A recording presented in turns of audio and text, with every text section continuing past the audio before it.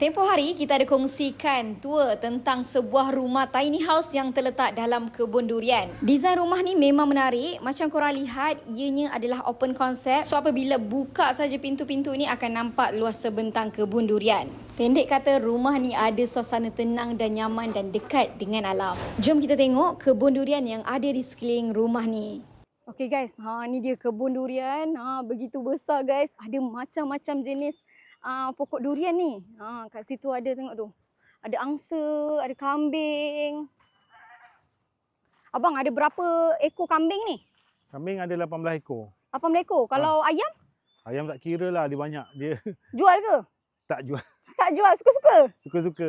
Ini musim, sekarang musim berbunga lah. Oh. Ni bunga durian contoh lah. Dia sebelum jadi buah, ini pasal kedua lah. Ni pokok apa ni bang? Ini pokok durian mohtong. Mohtong. Oh. So saya ada banyak jenis. Saya ada musangking, blackthorn, mohtong, IOI, 50 hingga 100. Tapi saya ada yang mahal juga ada, yang tinggi, yang tinggi-tinggi. Ada jenis yang tinggi-tinggi pokok ni. Harga dia dalam 600, 700, 800 pun ada. Oh. Akak yang akak hadiah kat abang tu berapa ratus kak? 800. 800. Musangking 800 guys. Ini dah ada pokok bunga dah. 800. Dah keluar bunga dah. Pertama kali. Tak sabar ni nak menanti hasil ni.